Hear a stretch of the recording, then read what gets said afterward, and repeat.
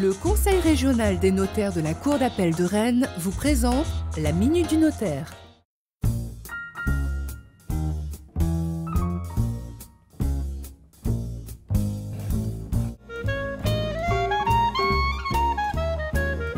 La donation entre époux permet d'améliorer la situation du conjoint survivant et de l'avantager par rapport à d'autres héritiers.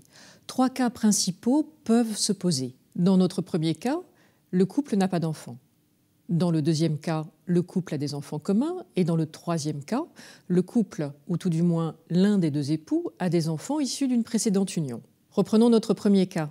En l'absence d'enfants, le conjoint survivant héritera, en même temps que les parents du défunt, s'ils sont encore vivants.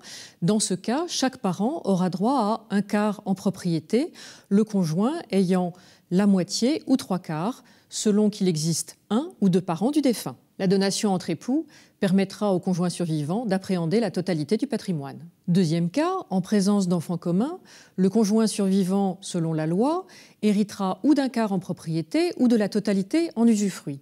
La donation entre époux permet d'augmenter ses droits jusqu'à un quart en propriété et 3/4 en usufruit. Je rappelle que l'usufruit est la jouissance d'un bien sans la propriété, ce qui permet au conjoint d'utiliser le bien et d'en percevoir les revenus.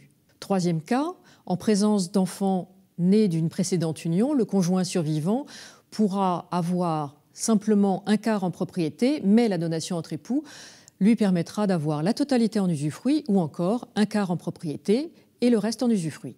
Ces notions n'étant pas toujours faciles à comprendre, je ne peux que vous conseiller d'aller voir votre notaire pour plus d'explications.